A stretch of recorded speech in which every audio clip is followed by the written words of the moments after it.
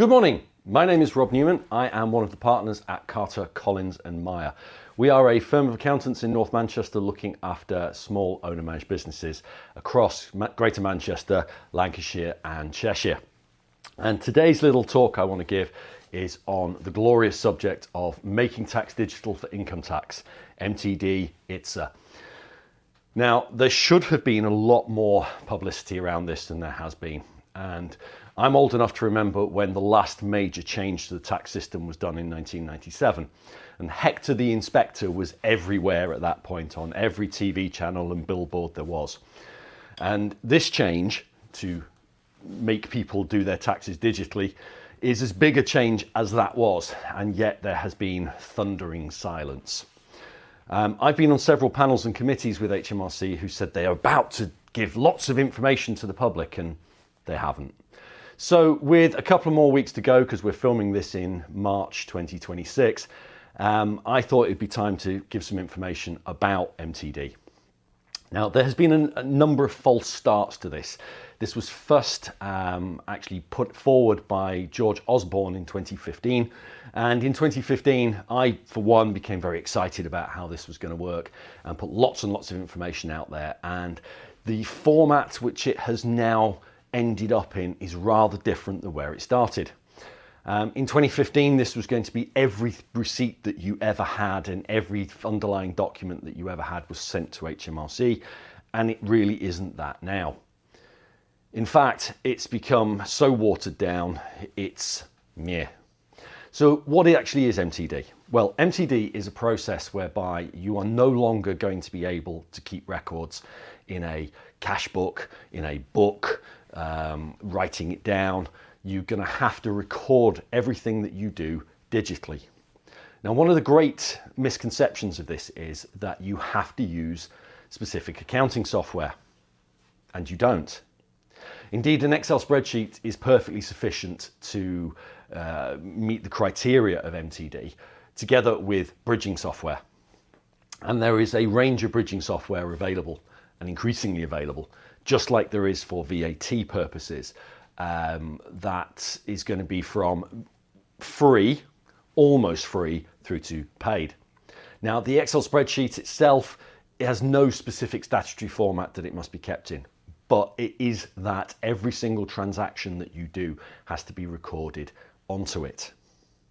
Now, it would have made far more sense to reverse the order of something, because in 2030, everybody in the UK that's in business is going to have digital invoicing. And digital invoicing is not just sending somebody an invoice on a PDF. Digital invoicing is actually an electronic file that transfers and transmits your invoice to somebody else. And had the digital invoicing system, which is right the way across Europe, and ironically an EU rule that we're following again, been introduced first, MTD for ITSA would have pretty much dropped out of the bottom. So even if you do take that Excel spreadsheet approach, be aware that it is going to be an intermediary step. But it is a correct step, it is acceptable, and you can use it to record all of the transactions of the business. Now, the next thing to know about is who it affects. Well, at this stage, it's sole traders and landlords. If you're in a partnership, a limited liability partnership, or a limited company, it's not going to affect you at this time. Sole traders and landlords with gross income up to £50,000. Now, gross income is the total amount of receipts that you get before any expenses are deducted. So if you are a sole trader or landlord generating £50,000 in total, from April 2026, you're going to be affected by this. From April 2027, that drops to £30,000, and by April 2028 to £20,000. The idea being that almost everyone is therefore affected. The actual thing that you have to do is an update to HMRC every 3 months. Now, the update to HMRC is not a full-blown tax return. It is a submission. And HMRC are very keen to stress this throughout, that it is not a tax return, because you still have to submit a tax return. And what this means if you are a sole trader or landlord is instead of doing one thing a year, as you have been doing, you're now going to have to do 5 things a year. 4 quarterly updates and 1 final tax return. And it gets worse, because if you had a couple of sole trades, or had, in fact, an actual example from a client is he is a plumber as a sole trader. He has a cafe, which actually his wife runs, but it's in his name, and he has some buy-to-let properties. He actually has 16 returns to do instead of 1, because he has to do each of the trades separately and then a final return on top of it. So there's a lot more administration that's going to be necessary. And one of the key things that I would say to anybody who is going to be impacted by this is make sure you have specific bank accounts for the specific things that you do. So if you're a sole trader and you have one type of thing that you do, ensure that you have a bank account that only contains that information related to your sole trade. If you have 2 or 3 different trades, you're going to need 2 or 3 different bank accounts. The reason being, trying to create records, be it on an Excel spreadsheet or using accounting software, and I'll pin my stake to the ground here and say we're using accounting software for all clients that come to us. We're using different types of accounting software depending on what it is that they actually do, but we are not going the Excel spreadsheet route as a firm. But if you have bank accounts with mixed information going through it, it is going to be very, very difficult for you or your accountant or bookkeeper to separate those out and work out what it is that needs to actually be filed. If you've got a separated bank account, it's going to be much simpler to actually capture that information, deal with it, process it, and file it through to HMRC. Now, the next stage of this, the next version, the next ideal route you should take is also capture the individual invoices for expenses that you have. So not just bank transactions, not just a cash basis, but ideally you should really be recording the cost of receipt that you pick up, or the piece of paper you get from B&Q, or whatever it is that you're buying and selling. If you do that, there are, again, a variety of different ways of dealing with it. You can manually enter them into an Excel spreadsheet and capture it that way. You can scan it, capture it through things like auto entry or Dext or HubDoc, and then link it all together within your accounting software and reconcile it. Now that can be interesting and you can learn quite a lot from that. And as an accountant, I'd certainly be interested in doing that, and we'll do that approach for clients. But if you're trying to DIY this, you may not necessarily want to take that view. If you take that view, there's going to be an awful lot of extra admin to do. Now, for quite a long time, HMRC had said, this isn't a big burden for businesses. This won't cause a lot of disruption. And at one point, we're putting out a statistic that the whole thing would cost just £5 a year extra. And that's nonsense. This is a lot more burden for small businesses and is going to cost more. If you use an accountant, I would count on at least a 50% uplift on what you're paying at the moment. If you're not using an accountant and you're going to DIY this approach, you are going to have to buy software, be it bridging software and you're using an Excel spreadsheet, or accounting software. Now again, there are some freer versions of things available. If you're a customer of NatWest Group, and Metal being one of the bank accounts that I often recommend to sole traders, you can access Free Agent, and Free Agent can be pretty much free to use.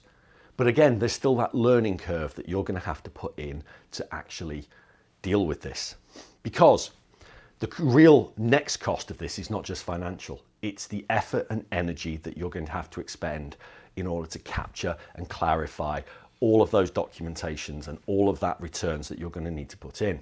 Because although for the first year of MTD, there'll be no fines, there will be after that. And the penalties can become quite onerous if left for a period of time. Now, there's no choice in doing this. This isn't something that you can choose to come into or come out of. There are a couple of people or groups of people who can be accepted from it, the digitally excluded. But you're going to have to evidence that if you want to go down that line. And the fact of it is, the majority of people are going to fall within MTD. if you are a sole trader or landlord. And this is not something the accounting profession wants. I'll be honest, I would love to see it scrapped and have lived in hope that until this last moment, somebody somewhere would see sense and do away with this. HMRC want to bring this in because they're updating all of their computer systems, and they also think this will close the tax gap, which is their imagined amount of money that isn't being paid to them. I think that's rather expectant. I don't think HMRC are going to achieve what they think they will do. I think what will actually happen is a lot of small businesses will capture more expenses than they historically have done. They often will have missed those bits and pieces that have just been left in the van, whereas now they will actually capture them. I think the other real risk is HMRC says on a quarterly basis you will be able to get an estimate of what your tax is. And unfortunately, human nature is such that when people see that estimate, the following period, they may not work quite as hard and may not get quite as much income recorded in order to manage their taxes downwards. That said, it is something we have to do. It is something you are going to have to do. And we have been talking about this for quite a long time and have a range of solutions available to clients. We can talk you through if you want to DIY this. We can do it for you if you want to do it.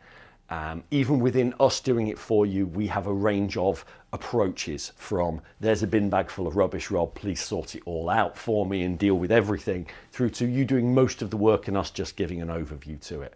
And of course, prices will vary according to that. Most accountants I talk to are in a similar situation. They don't really want this to happen. They accept it has and will help you.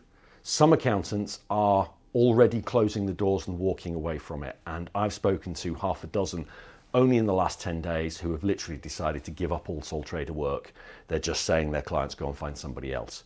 Now, there's plenty of firms that aren't like that. I'm certainly one of them at Carter Collins. We're very welcoming of everybody and will look after you. But you do need to do something about this. It's rapidly coming up. It's something also to remember that this transition year is going to be probably the most painful. Not only are you going to have to get used to it, but you're actually going to have to do 2 lots of tax returns at once, because you're going to be doing both 26 tax returns due by 31st of January 27 and 27's tax returns in the course of the year. So your fees, your effort and your energy is all going to be at the highest it has ever been during this year. But please don't ignore this. Do talk out to us. Come and have a chat with people like myself. There is a lot that can be done. It is a period of change, and let's manage that as well we can. So my name's Rob Newman and I am from Carter Collins and Meyer, firm of accountants in North Manchester, working with owner managed businesses. Thank you.